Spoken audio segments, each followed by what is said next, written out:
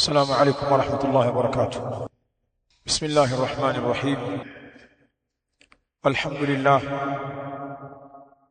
نحمده ونستعينه ونستغفره ونعوذ بالله من شرور أنفسنا ومن سيئات أعمالنا. من يهده الله فلا مضل له ومن يضلل فلا هادي له. أشهد أن لا إله إلا الله وحده ربي لا شريك له، وأشهد أن محمدًا عبده ورسوله صلى الله عليه وعلى آله وصحبه وسلم تسليمًا كثيرًا. يا أيها الذين آمنوا اتقوا الله حق تقاته ولا تموتن إلا وأنتم مسلمون. يا أيها الناس اتقوا ربكم الذي خلقكم من نفس واحدة وخلق منها زوجها وبث منهما رجالا كثيرا ونساء، واتقوا الله الذي تساءلون به والأرحام إن الله كان عليكم رقيبا. يا أيها الذين آمنوا اتقوا الله وقولوا قولا سديدا يصلح لكم أعمالكم ويغفر لكم ذنوبكم، ومن يطع الله ورسوله فقد فاز فوزا عظيما. أما بعد، فإن أحسن الكلام كلام الله، وخير الهدى هدى رسول الله صلى الله عليه وسلم، وشر الأمور محدثاتها، فإن كل محدثة بدعة وكل بدعة ضلالة وكل ضلالة في النار. أيها المسلمون عباد الله، ndugu waislamu, kwa mara nyingine tena Allah subhanahu wa ta'ala anatuwafikisha kukusanyika katika ibada hii adhima ya salatu al-Jum'a, walillahi alhamd. Ikiwa Ijumaa ya leo ni Jum'a ya tarehe 20 katika mwezi wa Dhulqa'da ya mwaka 1447 Hijria. Ayuha nasu ibadallah, bila shaka mnakumbuka tunayo mazungumzo mahsus ya kuendelea katika membari hii, na mada iliyo mezani kwa wiki ya tatu leo ni asbabu rizqi wa jalibatu albaraka inda ta'sir al'aish wa ghala'i al'as'ar. Tunazungumzia maudhui yenye kutaja sababu za kuleta riziki na kuvuta baraka katika riziki zetu wakati wa ugumu wa maisha na ughali wa bei. Katika mada hii toka tumeianza mpaka hapa tulipo, kwa taufiki ya Allah subhanahu wa ta'ala, tunaendelea kuzitaja zile asbabu za kusahilisha na kuwepesisha riziki zetu za halali. Aljuma iliyopita tulifanikiwa kutaja sababu tatu, na Ijumaa hii tutaendelea na zingine ambazo Allah subhanahu wa ta'ala atatuwafikia kuzitaja. Ayuha nas ibadallah, min asbabi taysiri rizqi alhalal at-tayyib, miongoni mwa sababu za kuwepesisha riziki ya halali iliyokuwa nzuri. Yaqulu ahlul ilm, wanasema wanawachuoni, ni tarkul maasi wa dhunub, ni kuachana na maasi na madhambi mbalimbali. Hili ni jambo la 4 miongoni mwa mambo ambayo yanasahilisha riziki ya halali kwa waumini, ni kujitahidi kumuogopa Allah subhanahu wa ta'ala kwenye kuyaendea maasi na madhambi. Mtu akajizuilia na akajikanya na kumuasi Allah subhanahu wa ta'ala. Wanaeleza ulama, wanasema fa innal maasi muzilatun ni'am wa jalibatun niqam wa mudhhibatul barakati wa mujibatul la'nati wal halaka wa rafi'atul arzaq. Kwani hakika maasi, ulama wanatuambia, ni katika vitu vyenye kuondosha neema. Maasi yanaleta maangamivu na adhabu. Maasi, barakallahu fik, yanaondosha baraka kwenye vipato vya watu.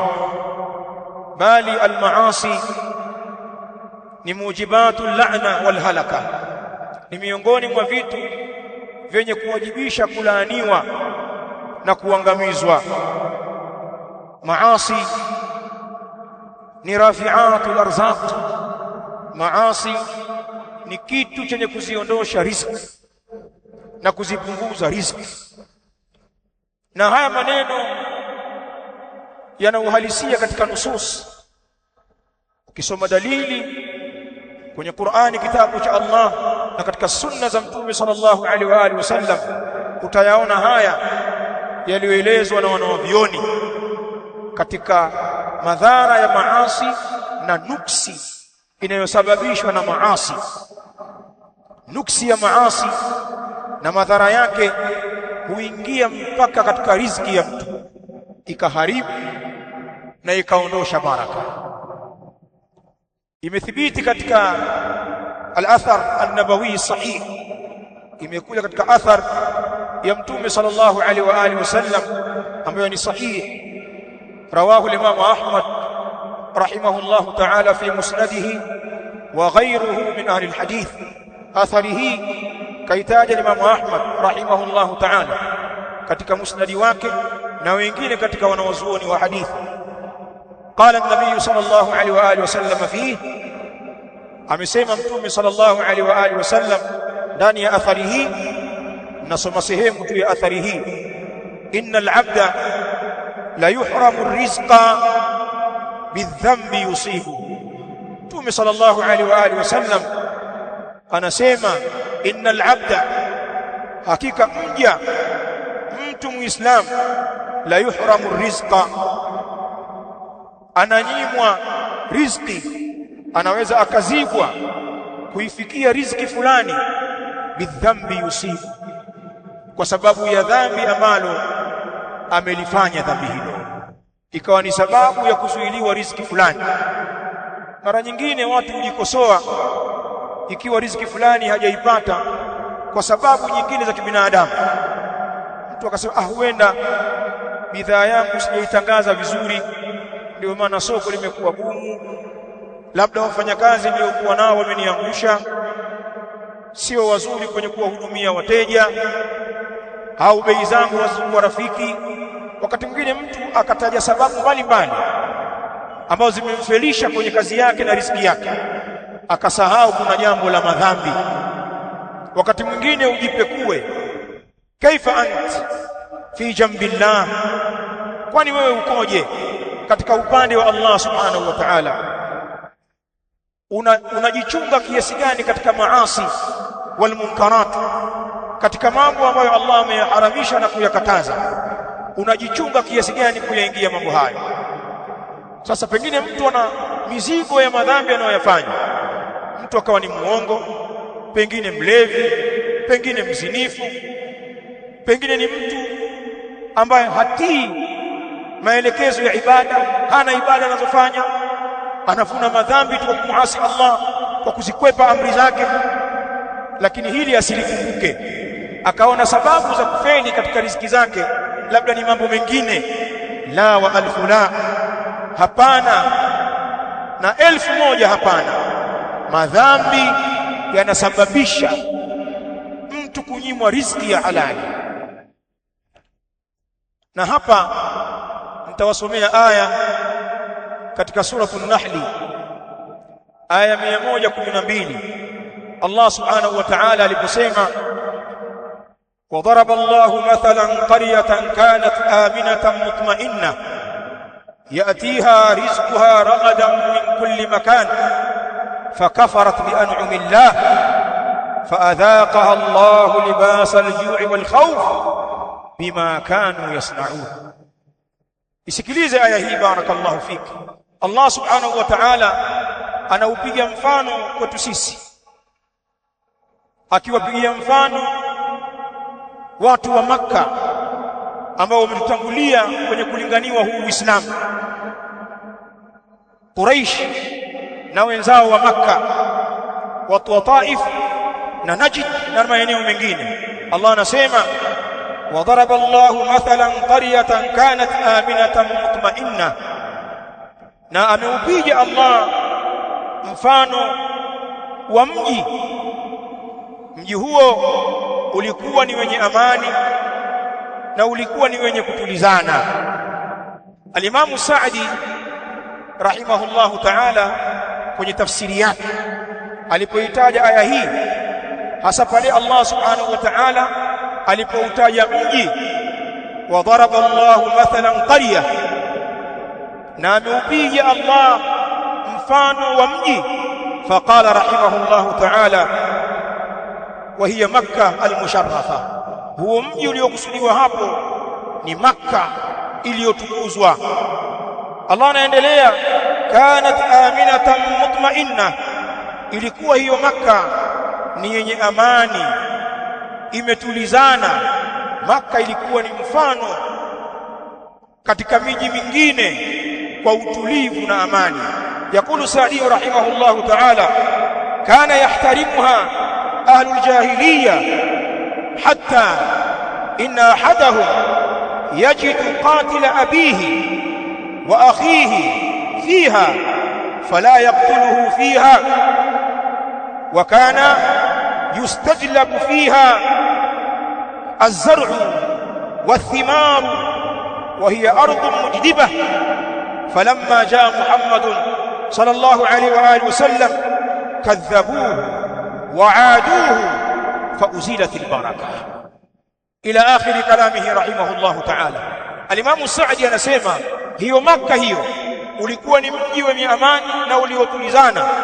Anasema naam, kana yahtarimuha ahlul jahiliya, walikuwa wanaiheshimu Makka watu wa jahiliya, Waarabu huko zamani, washirikina makafiri, wakiheshimu Makka kwa kile kiwango ambacho ilikuwa heshima yao kwa Makka. Sheikh anasema hatta inna ahadahu, mpaka alikuwa mmoja wao katika watu wa jahiliya, yajidu fiha qatila abihi wa akhihi, anamkuta hapo Makka mtu aliyemuua baba yake na mtu aliyemuua kaka yake, fala yaqtuluhu fiha, na hamuui mtu huyo katika mji ule, hawezi kulipiza kisasi kwa kumuua aliyemuua baba yake au ndugu yake pale Makka, hamuui. Na Waarabu walikuwa ni watu wana visasi kwenye mambo ya damu, hawana simile. Lakini mtu anakuja Makka ghafla anakumbana na muuaji aliyemuulia baba yake, aliyemuulia ndugu yake, kisha anamwambia salama yako, tuko Makka, ole wako nikutane na wewe nje ya Makka. Walikuwa wakiheshimu Makka kwa kiwango hiko. Bali yakulu rahimahullahu ta'ala, wa kana yustajlabu fiha az-zar'u, na yalikuwa mazao yanaletwa hapo Makka, wala si ardhi ya kilimo, ni majangwa tu, lakini ilikuwa imesheheni mazao, wathimar, na matunda yakiletwa.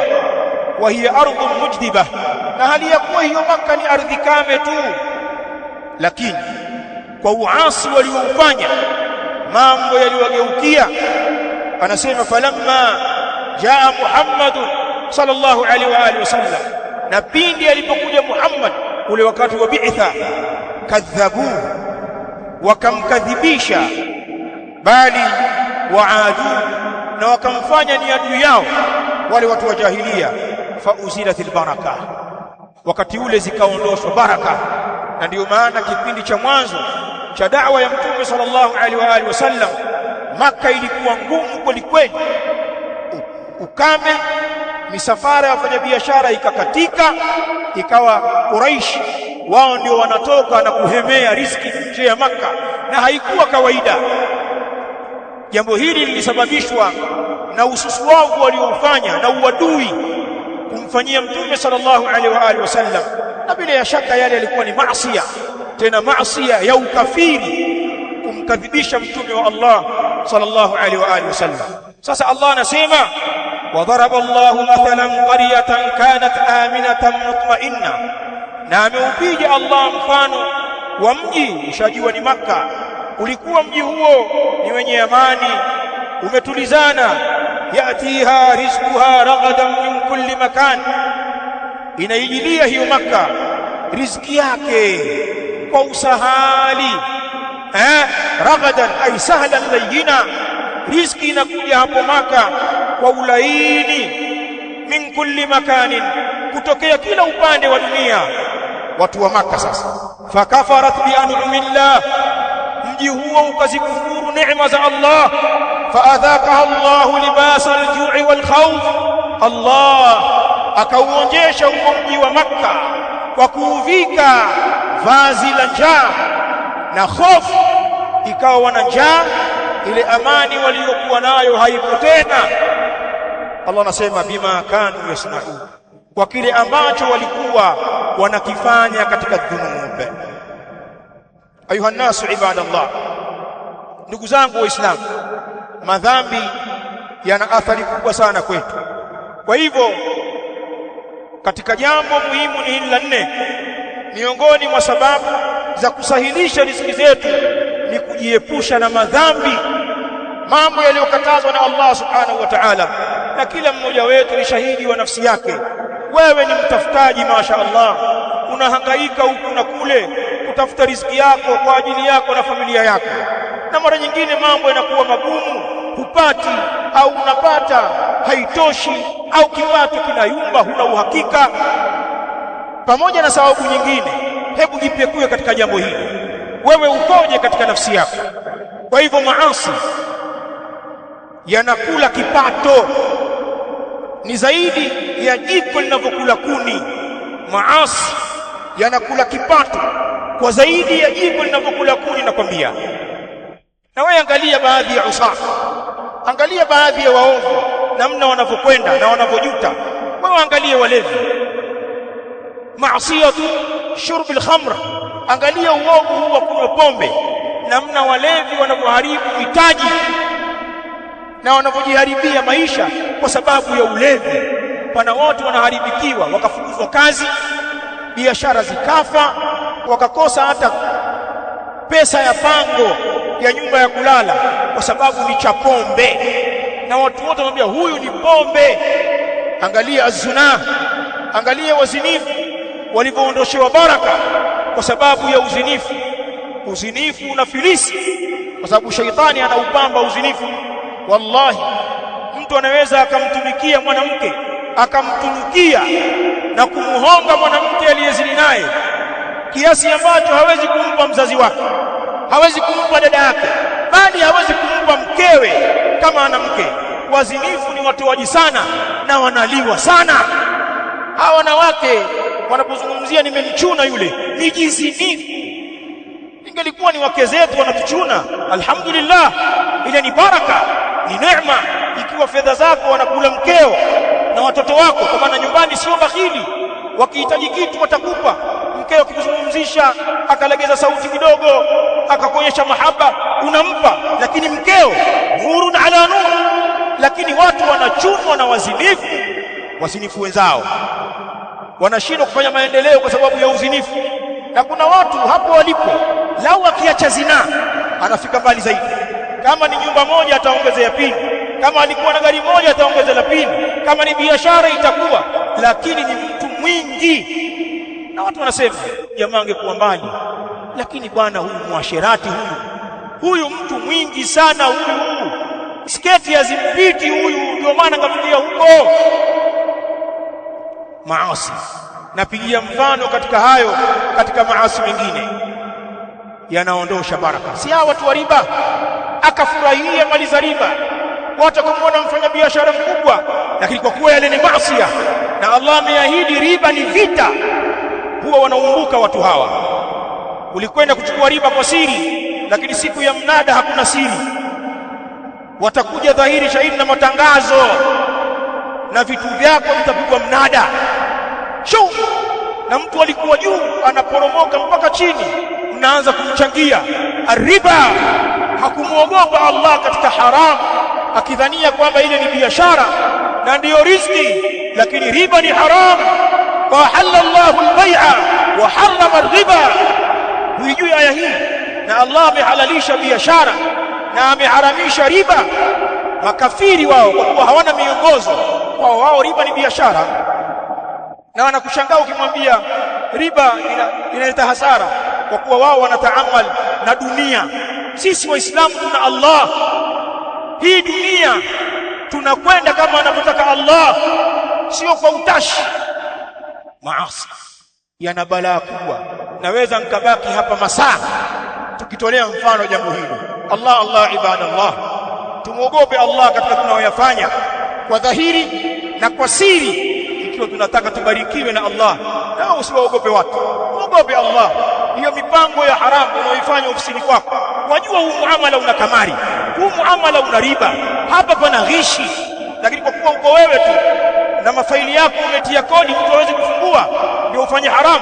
Allah muttali'u ala sarair, Allah anayaona mambo ya siri. Usitufiche sisi, muogope Allah kwenye kazi zako. Hatuhitaji kujua unafanya nini, lakini kuwa mkweli kwenye kazi zako, utabarikiwa. Haramu utabarikiwa. Na kuna watu wengine hawajui madhara ya haramu.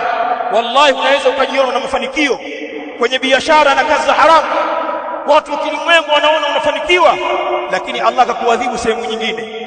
Hiyo mali unaipata ikavujia upande mwingine, ukasalitiwa na watoto wako, ukasalitiwa na mkeo, ikawa kila siku ni mtu wa kuamua kesi na kulipa fidia kwa watu wanaotokana na wewe. Ni kichapo cha haramu hicho, unachuma haramu zinakwenda kukushughulisha katika mambo mengine. Allah hakupi salama. Hata kama unajidanganya uko salama, jiangalia unapokwenda, una vingapi unamiliki, lakini watoto wako wakoje, ndugu zako wakoje, familia yako ikoje, huyo mkeo ikoje? Unayumba na unayumbishwa na una kila kitu. Ittaqillah, muogope Allah. Haramu haiwezi kuacha salama. Al-amru al-akhar, jambo jingine niongeze hapa, min asbabi taysiri rizqi al-halali tayyib, miongoni mwa sababu za kusahilisha riziki ya halali iliyokuwa nzuri. Baada ya hiyo ni hii nyingine, yakulu ahlul ilm, wanatuambia ulama, al-iktharu min al-ibadati wa tafriq ba'd al-waqt laha adhim. Sababu nyingine hii tuishiki, miongoni mwa sababu za kusahilisha riziki zetu, barakallahu fiki, ni kukithirisha ibada na kuzitenga nyakati mahsusi kwa ajili ya ibada. Wallah neema, pamoja na utafutaji wako, dunia isikuhadae na usinogewe na kutafuta na kuchuma ukamsahau Allah, ukaziacha ibada, ukaacha kutenga wakati kwa ajili ya ibada, ukaswali, ukasoma Qur'an, ukafanya adhkar, ukatafuta ilmu, ukasimama usiku, ukaomba dua. Kullu hadhihi ibadat. Usiache ibada kwa sababu ya kazi. Pana watu masakini eti kwa sababu ya kazi, kwa sababu ya utafutaji, anasiacha ibada, anaacha taa, hana muda wa kutafarrag na Mola wake. Kwa nini? Anakuambia busy. Umeumbiwa jambo hilo, umeumbiwa kazi, umeumbiwa ubizi wa kilimwengu. Kwani ufahamu wewe muda uliopewa ni mdogo tu, na wakati wowote kengele inalia tunaitwa kwa Allah, tunakwenda kuhesabiwa na kukaguliwa na kulipwa tunayostahili. Wewe ulijua hilo? Ubize gani huko mpaka ukaacha ibada? Muislamu wa kweli, ibada kwanza. Kama kuna kazi yoyote itamfelisha kwenye ibada, kuna biashara itamshughulisha asifanye ibada, hiyo kazi muislamu wa kweli afanye. Potelea mbali, ataipoteza hiyo kazi, atabakia na Allah na kumuadhimisha na dini yake. Na Allah ukiwa mkweli hakuachi, hakudhalilishi, wallahi anakupa nusra. Ni shaitani anawatia hofu, lakini Allah anawanusuru waumini. Sisi waislamu hatufanyi kila kazi, kazi zetu za halali na zitupe muda wa kumwabudu Allah. Unaniambia kwamba hapa hakuna kuswali, kwa hiyo kama hakuna kuswali, kama unataka kazi, haya utaamua, utabaki na kazi yako shekhi. Vyovyote utakavyokuwa, alwali au raia, huwa ni mtawala au mtawaliwa, tutakwambia baki na kazi yako. Nitumbue bwana, nisiswali, nitumbue na nitaishi mimi. Yuko Allah na tutakutana mbele ya Allah kwamba kama ilikuwa ni sababu ya kuniondosha kazini, baini wa bainaka Allah, baina yangu na baina yako ni Allah. Wako mpaka waislamu wanawafukuza watumishi wao kwa sababu ya ibada. Chelewa kazini bwana, unaswali kila saa, au ulikuwa unaswalisha huko muslim kwa kuwa yeye mwenyewe ni tariku sala, tajiri mpumbavu upande wa Allah, lakini mwerevu kwenye dunia. La, sisi waislamu tuna misimamo thabiti kwenye dini na ibada. Hatuangalii kazi wala hatuangalii bosi, tutaacha na tutaishi. Kwani wananchi wote hawa wanaishi kwa kazi yako? Watu wote wanafanya kazi kwako, mbona wanaishi? Wewe ndio unawapa riziki. Hao walio porini, wakulima huko, wafugaji, walio migodini, walio kadha, wafanya kazi kwako, hawaishi? Alafu wewe mwenye hiyo kazi nzuri utaka watu kufanya ibada, utabaki nao milele? Kuna watu walifanya hizo kazi kama wewe, walikuwa mabosi kama wewe, madirekta kama wewe, walikuwa na ofisi kubwa kuliko yako, haina humulani. Wako wapi leo? Ni hadithi tu, washakwenda kwa Mola wao. Kama wana jambo la kheri litawafaa, lakini kama waliishi kwenye ufedhuli huu wa kukandamiza dini, watajutia kwa Allah subhanahu wa ta'ala. Kwa hivyo faragha ya ibada ni jambo la lazima. Na hapa barakallahu fikum niwatajieni riwaya alhadith alqudusi. Hii ni hadithi alqudusi, mapokeo ya Mtume sallallahu alaihi wa alihi wasallam anayopokea kwa Allah. Hadithi hii ameitaja Imam al-Hakim katika al-Mustadrak. Hasan al-haditha al-Allamah al-Albani rahimahullah. Sheikh al-Albani ameifanya hadithi hii ni hasan min hadithi Abi Hurairah radhiyallahu ta'ala anhu. Anasema Mtume sallallahu alaihi wa alihi wasallam, qala Allah ta'ala, amesema Allah aliyekuwa ametukuka, ya ibna adama tafarragh liibadati amla qalbaka ghina wa amla yadayka rizqa. Ewe mwanadamu, Allah anatuambia kwenye hadithi al-Qudsi, ewe mwanadamu, tafarragh liibadati, tenga wakati kwa ajili ya ibada yako, tenga muda wa kuniabudu. Amla qalbaka ghina, jawabu yake, ukifanya hivyo nitaujaza moyo wako utajiri.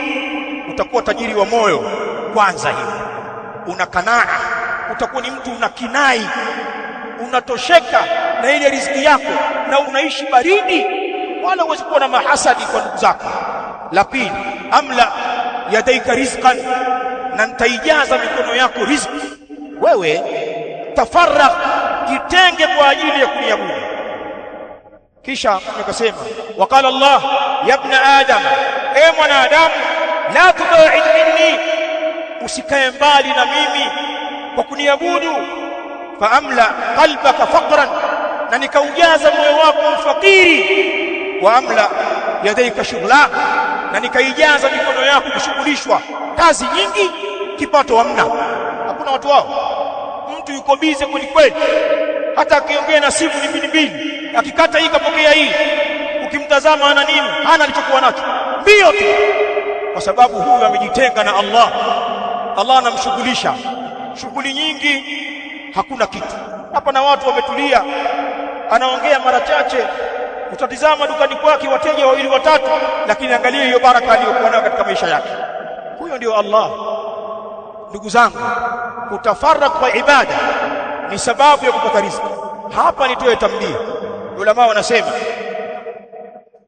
laisa maana, sio maana ya kujitenga kufanya ibada an yajlisa al-insanu kulla waqtihi yusalli au fi al-masjid qa'idan an talab ar-rizq. Sio maana ya kutafarrak kwa ibada kwamba mtu sasa akae wakati wake wote awe anaswali tu, au amekaa msikitini anafanya adhkari tu, amebweteka na utafutaji wa riziki. Hiyo sio maana ya kutafarrak kwa ibada, bali maana yake wa inma an yaktati'a min waqtihi ma amkanahu wa yukthira min dhalik. Yule mwanasema maana ya kutafarrak kwa ibada ni kukata wakati wako, sehemu ya wakati wako iwe ni sehemu ya ibada, utaitenga hiyo na utakithirisha ibada zako katika wakati huo, ni wakati wa mchana au ni wakati wa usiku. Na hapo ni baada ya kutii yale maamrisho yote ya kiibada, utaongeza ziada ya wakati wa qiyamul layl, wakati wa kusoma Qur'an, utaongeza wakati wa adhkar, wakati wa darasa, kuongeza maarifa kwenye dini yako, maana ilmu ni ibada.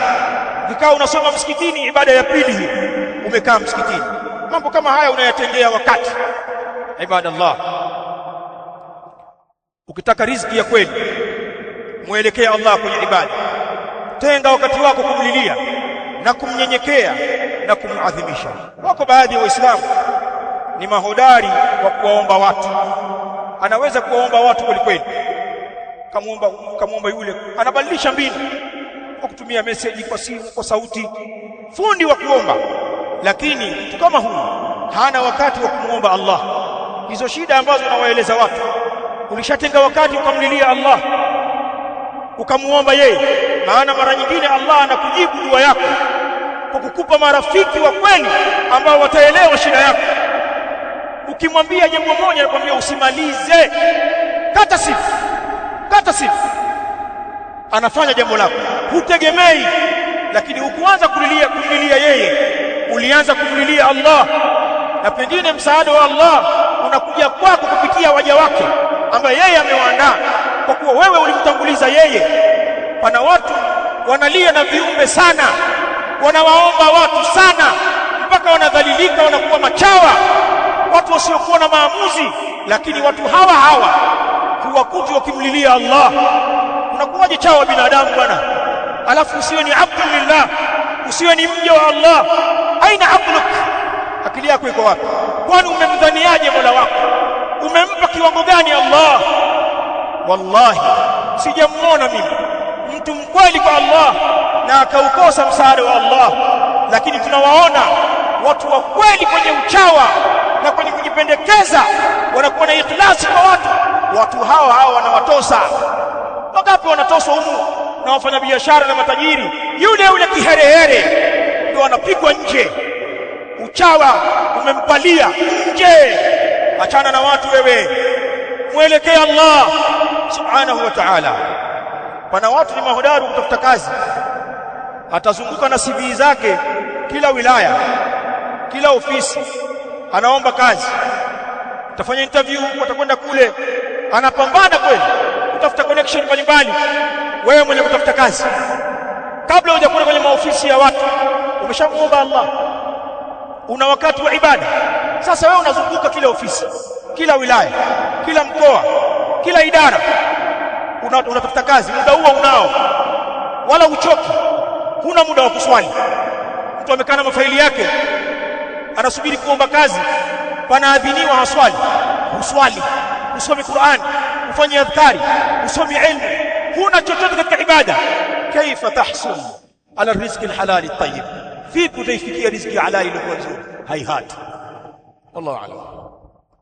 Alhamdulillah wassalatu wassalamu ala rasulillah Muhammad ibn Abdullah wa ala alihi wa ashabihi alkiram ajma'in. Amma ba'd, hilo ni jambo jingine tumeliongeza leo. Tulishike jambo hilo, kukithirisha ibada, kumwabudu Allah na kutenga nyakati zetu kwa ajili ya jambo hilo, kwa maana hiyo ambayo tumeieleza.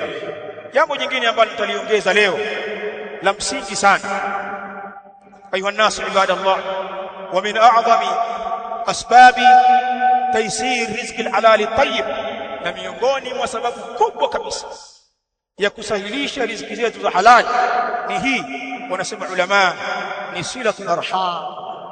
Wallah, wama adraka ma silatul arham, ni suala kuunga undugu, kukiunga kizazi. Hili ni jambo kubwa katika mambo yenye kumletea mtu riziki na kumbariki mtu. Mtu aliyepewa tabia hii, maana hii ni tabia ya Kiislamu na pia ni tabia ya waungwana waliopata malezi bora, wanakuwa na tabia hii. Wanapoongeza na Uislamu wanakuwa watu bora zaidi kwenye hii tabia, silatul arham, tabia ya kuunga ndugu, mtu kuwa karibu na ndugu zake na kuwapenda ndugu zake na kuwajali na kugawana vile vyake na ndugu zake. Hiyo ni sababu ya kuleta riziki. Pana watu wana riziki kubwa, lakini ukiwatazama hizo riziki walizonazo haziendani na wao. Ameondoshewa baraka. Usiende mbali, angalia ndugu zake, angalia ndugu zake, wajomba zake, kaka zake, baba zake wakubwa, wadogo, mabinamu, na wapo katika mji aliyoko yeye. Waangalie walipopauka, kaangalia huko kwao waliko wazazi wake, namna wanavyoishi na resheni zao. Kuna baadhi ya watu ni matajiri, lakini wazazi wake ni watu wazima pia, wafanye kazi. Mzee, usikae tu, usikae, utapata kisukari, fanya changamka. Siku na mazoezi, kwani ukitaka kumtunga na sukari ndio wafanye kazi? Ashakuwa mtu mzima, huwezi kumlea wewe. Pana watu hawana baraka katika mali kwa sababu ya ubinafsi, na wengine hawana kabisa, kila wanapopambana hawapati kwa sababu ya roho mbaya. Ni mtu mbinafsi, ana roho mbaya, hivi hajapata, ni maskini, hapendi ndugu zake hawapendi, na akitajiwa ndugu zake hata kwa ubaya. Bwana, kuna brother wako nimekutana naye, ndio wao tu, nuksi tu wale ndugu, waona faida bwana, wachawi wetu ni hao, mchawi atoki mbali. Unamuuliza, lakini si kaka yako? Atakuwa kaka yule, kadha wa kadha. Anatukana baba zake, wajomba zake, aona ndio mikosi, na anatafuta pesa kwa nguvu kubwa ili awakomeshe. Wewe ngoja tu, na mazao yangu vitunguu vimekubali, wewe ngoja nivune, watanitambua hapa. Sasa hivi ninapambana, ninachimba, niko mgodini, mashaallah, miamba iko sawa sasa hivi. Wakati wote mgodi unatema, watanikoma hao.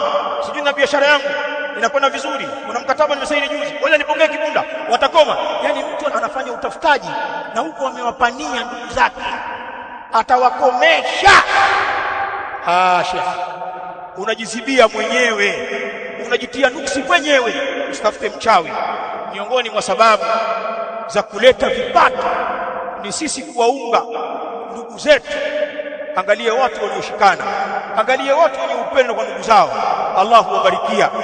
Wallahi, ukaiona familia unaiogopa. Unaona watu wamejipanga hapa, kumbe wallahi ni mtu mmoja amewatia nuru ndugu zake, wanapoishi pazuri, wazazi wao wana vipando, wanaendesha, wana kazi zao wanafanya, pengine doni hapo ni mtu mmoja tu ambaye anawaangalia ndugu zake. Mnaingia baridi wote, hao jamaa wako vizuri, yuko mtu hapo ana mapenzi na ndugu zake, hata wakimuudhi hawalipii kisasi, hafanyi kisasi kwa ndugu zake, kwa kuwa ameniudhi nimkomeshe mpaka apate njaa. Kuna watu wamewafanya hivyo ndugu zao, na leo wanatamani wapate ndugu. Wallahi hana ndugu, ashakufa, wamekufa wote kama kitu yake. Anatamani wapate ndugu wale wakorofi, lakini wawepo hamna. Kakaa mnyonge kwa kuwa alivyokuwa nao aliwasimanga, alikuwa na gugu kwa ndugu zake, na yuko iko hivyo hivyo, hakuna alichozidi. Silatul rahim, wanasema ulama, kuunga undugu, nimalizie hapa jambo hili peke yake. Silatul rahim, kuunga undugu, qad ja'alaha Allah tabaraka wa ta'ala sababan li si'ati rizq. Kuunganisha undugu, jambo hili amelijalia Allah ni sababu ya kutanuka riziki, walijalbi albaraka, na Allah amejalia hili jambo ni sababu ya kuleta baraka ala alwasil. Hili jambo linambariki yule mwenye kuunga ndugu zake, anabarikiwa fi malihi wa iyalihi, anabarikiwa mtu katika mali yake na kwenye familia yake, wa sihhatihi wa umrihi, bali mtu anabarikiwa kwenye afya yake na kwenye umri wake kwa sababu ya kuwajali ndugu. Walimamu al-Bukhari rahimahullahu ta'ala katika sahihi yake, Sahih al-Bukhari, ameuweka mlango maalum akasema, babu man busita lahu rizqu bi silati rahim. Huu ni mlango wa yule ambaye busita lahu rizqu, imekunjuliwa kwa yeye riziki, bi silati rahim, kwa ajili ya kuunga undugu. Mlango kauweka Imam al-Bukhari fi Sahih al-Bukhari. Huu ni mlango wa yule ambaye imekunjuliwa kwake riziki kwa sababu ya kuunga undugu. Kisha kaitaja hadithi ya Abu Huraira ambayo nyinyi mnaijua hadithi hii, anna an-nabiy sallallahu alaihi wa sallam qala, man ahabba an yubsata lahu fi rizqihi, yule mwenye kupenda akunjuliwe yeye katika riziki yake, wa yusalahu fi atharihi, na aongezewe yeye katika umri wake. Kuongezewa umri, ulama wanasema ima utaongezewa umri kwa hakika, kama ilikuwa miaka yako ni 60, Allah akazidisha ukaenda zaidi, hiyo ni maana wanasema ulama Allah huongeza kwa hakika. Na pengine ikawa kuongeza sio kwa hakika, ukabakia na umri wako huo huo, miaka 60 utaishi hiyo hiyo, lakini ikabarikiwa, ikawa ni umri mfupi uliojaa baraka na mafanikio, na Allah anakukinga na kuteleza katika umri wako huo mfupi. Mwenye kupenda kuongezewa umri na kujuliwa riziki, tumekasema faliyasir rahima, basi akiunge kizazi chake au akae karibu na ndugu zake, ni sababu ya kujuliwa riziki, ni sababu ya kupewa umri.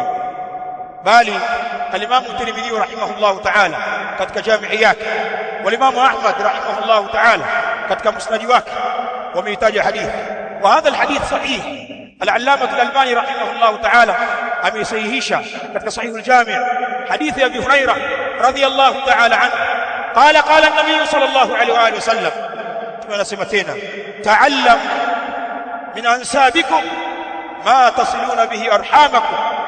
Tunatuambia ta'allamu min ansabikum, jifunzeni katika nasaba zenu, tafuta elimu ya ukoo wako, pekua kuwajua ndugu zako, kwamba huyu atakuwa ndugu yangu upande wa mama, huyu upande wa baba, huyu tunakutana kwa baba, tunakutana kwa bibi. Ta'allamu min ansabikum. Watu wengi wamezembea jambo hili, hawajui ndugu wala hawafuatilii ndugu. Tunaambiwa tujifunze nasaba zetu, ma tasiluna bihi arham, jifunzeni kile kiwango ambacho mtauunga kwa kiwango hicho ndugu wenu. Tafuta ndugu zako ili uwe nao. Safiri, umeambiwa kuna ndugu zako kwa fulani, kiji fulani, yuko ndugu ya bibi yako huko, yeye na bibi yako tumbo moja, au mtoto baba mkubwa na baba mdogo, huyo ni bibi yako pia. Nenda huko ukamjue na ukawajue watoto wake na wajukuu zake. Hilo ni fuko lako. Sunna hiyo, sio kiherehere hicho, wala sio kujipendekeza. Ni sunna. Someni elimu ya nasaba ambayo itawasaidia kuunga undugu wenu. Tumenasema, kisha akasema fa inna silata rahim. Sikiliza haya maneno, kwani hakika kuunga undugu mahabbatu fil ahli, ni mapenzi kwa ndugu. Mtu mwenye kuwasogeza karibu ndugu zake anajenga mapenzi kwao. Wa mathratun fil mali, kuunga undugu ni utajiri katika mali. Wa mathratun fil mali ay alghina, na ni utajiri katika mali. Wa mansa'atun fil athar, na ni ziada katika umri. Kuwaunga ndugu ni utajiri.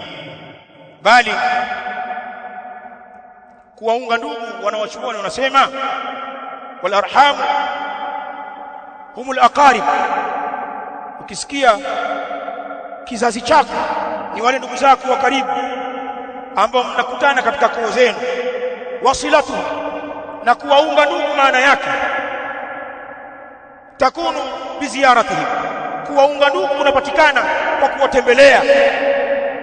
Kadhalika watalattufi ma'ahum, na kuwa mpole pamoja nao unapokuta ndugu zako, hata unapomsalimia bashasha yako, lugha yako, mpaka mtu anakuuliza huyu ndugu yako? Niambie naam, ndugu yangu bwana, ibn ammi, mtoto wa ammi yangu, mjukuu wa babu yangu. Vile vile mtu anaona vile unavyojali, utasimama, lugha yako, kama ni gari utapaki, utashuka, utampa makamama. Kwa sababu gani? Hadha qaribi, huyo ndugu yangu. Tumefundishwa hivyo. Kuwaunga ndugu ni kuwafanyia upole, wasuali an ahwalihi, na kuulizia hali zao. Ukikaa pekua hali zao. Sasa hivi mashaallah pana teknolojia hii ya mawasiliano, utakaa utapiga simu huku na kule, pengine hata kama huna vocha ya kupiga, una message utatuma, utauliza hali, watakujibu wa hakadha. Lakini vile vile wa musharakatihim fi afrahihim wa atrahihim, kuunga ndugu ni kushirikiana na ndugu katika furaha zao na katika misiba yao na matatizo yao. Wakiwa na jambo la furaha upo, umechangia na umehudhuria, na wewe pia unafurahi na furaha yao. Wakipata msiba na wewe umepata, utafunga kazi zako, utaacha mambo yako. Nini bwana, ndugu zangu wamefiwa, utakuwepo, utawatia moyo, utawasaidia, utawafariji. Huko ndio kuunga undugu. Lakini pia kuunga undugu kunakuwa ni kuziba haja zao, kama takunu bisaddi hajati almuhtajin. Kuunga undugu ni kuziba haja za wale wenye kuhitajia katika ndugu zako. Ndugu wana shida, wanakuomba, wanakueleza shida zao, na wewe una uwezo. Kuunga ndugu zako ni kuwasaidia, sio maneno mengi tu. Kuna mtu ni porojo yake, anaporoja kwa kuwasema ndugu zake, yule hana maisha, yule kachezea kazi, yule angalia ujana wake, yule kadha. Haya, wewe unasaidia nini? Mbona unawafanya ndugu zako ni habari za maskani kwa kuwazodoa na kuwakejeli? Umefanya juhudi gani ya kusaidia? Wewe uko hai, kwa nini unafurahi ndugu zako kudhalilika? Tabaan walikosea, walichezea, sasa wamejirudi, hawana kitu. Mbona unawalipizia kisasi uwasaidie? Wacha uongo bwana. Wewe sio msaidiaji, wewe ni mpiga debe, huna roho hiyo, wewe ni porojo. Lakini kama kwa ni msaidiaji, usingeambiwa na watu. Ndugu zako wao juu, mpaka uambie ndugu yako hata nauli hana, anatembea kwa mguu sasa hivi tokea kwake, alafu unasema ndio hivyo, alichezea maisha yule, ana mitihani sana. Lakini ndio hivyo bwana, Mungu msaidie. Wewe si kweli, wewe ni muongo. Kuwasaidia ndugu kunakuwa kukuwapa, lakini la mwisho ambalo utalishangaa, bal antasila arhamak, bali mkawaunga ndugu zako, wa inhum qata'uk wa tarakuk, hata kama wao watakukata wewe na watakuacha wewe. Hili jambo lisikilize vizuri, huu ndio Uislamu. Ndugu zetu sisi Waislamu wa damu tunawaunga na tunakuwa nao hata kama wao hawatutaki. Unaonaje hilo jambo? Wamekukata, wamekuacha, matatizo yako ni yako, furaha zako ni zako. Lakini wao wakipata matatizo wanataka uwasaidie, wakipata huzuni, msiba, wanataka na wewe uhuzunike. Lakini kwa upande wako hawana shughuli na wewe. Basi kuunga ndugu ni kuwa karibu na ndugu kama hawa, ndugu visoi, ndugu wajeuri, mafedhuli. Wewe unawaunga hawa, mtu anakushangaa, huyu ndugu yako unakaa naye vipi? Fedhuli huyu bwana, ana roho mbaya huyu. Unamwambia huyu fedhuli ananifanyia mimi. Hiyo roho mbaya unayosema mimi pia ananifanyia.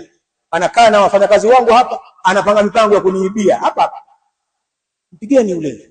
Mgumu sana ndugu yangu. Mgumu yule. Pigeni, piga. Wako ndugu wao, anawahamasisha mpaka wafanyakazi wako waibe. Unaambia bwana ni brother yako unasema hivyo. Kuna watu wanakaa na ndugu zao wako hivyo. Huko ndio kuunga ndugu. Chukua riwaya hii. Inda al-Bukhari min hadithi Abdullah ibn Amr ibn al-As. Qala an-nabiy sallallahu alayhi wa alihi wasallam, tumenasema laysa al-wasilu bilmukafii, hakuwa mwenye kuunga undugu ni yule mwenye kulipa wema. Mwenye kulipa wema sio mwenye kuunga undugu, walakin alwasila, lakini mwenye kuunga undugu alladhi, ni yule ambaye idha quti'at rahimu, pindi unapokatwa undugu wake, wasalaha, yeye anaunga. Kwa hivyo mwenye kuunga undugu sio yule mwenye kulipa wema. Pana mtu atawasaidia ndugu zake wale wenye kumsaidia, atawatembelea wale wenye kumtembelea, atawapenda wale wenye kumonyesha mapenzi. Kwenye ndugu sio hivyo. Unatakiwa uwaunge wale ambao hawakufanyii wema wowote, hawakupendi, hawakutembelei, hawakusaidii, alafu unawapenda, unawatembelea, na wakilia shida unawasaidia. Mpaka mtu mwingine anakoma, yule jamaa ametusaidia, sikutegemea kabisa. Wanajua wanavyofanya, lakini tunafika pale, shehe ametusikiliza, kalipia dawa zile, akasema dawa atalipa. Si ya nini?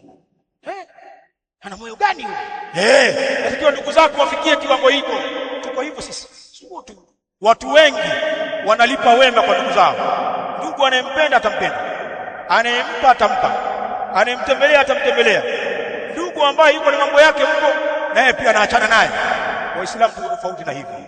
Hili jambo mmeona riwaya hizi ni sababu ya sisi kubarikiwa, kuwaunga ndugu zetu sisi wenyewe na ndugu wa wake zetu pia tuwaunge.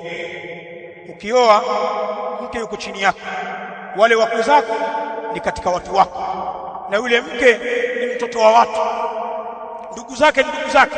Haina maana ulipomwoa undugu umekatika kwa kuwa umemwoa wewe. Pana watu wenye tabia hii, wale wake zao hawana mazoea na ndugu zao tena toka ameozeshwa. Hana mazoea na kaka zake wala wajomba zake wala babu zake, wala haendi kuwatembelea, wanafiwa, wanauguza, wanakuwa na harusi, atoki mke wake. Wale waliomwozesha kwa maadui. Ittaqillah, huyo mke na ndugu zake ana haki za damu, usimfanyie dhulma kwa kuwa yuko chini ya mikono yako. Na zile lugha za kifedhuli za wale wanaume mabakhili wasikuwa na dini, kwa sijaoa uko mzima mimi, niwaambie mkewe hivi, bwana pana shida kule kwetu bwana, mimi sijaoa uko bwana. Kwa kila siku bwana, mimi kuwa wewe tu uko mzima, ni mimi mtaniua jamani, mimi pia na ndugu zangu jamani. Wewe ni fedhuli tu ambaye hujajua dini, hujajua nafasi ya ndugu. Hadha wallahu ta'ala a'la wa a'lam, wa sallallahu wa sallama ala nabina Muhammadin wa ala alihi wa ashabihi kiram ajma'in. Aqimis salam.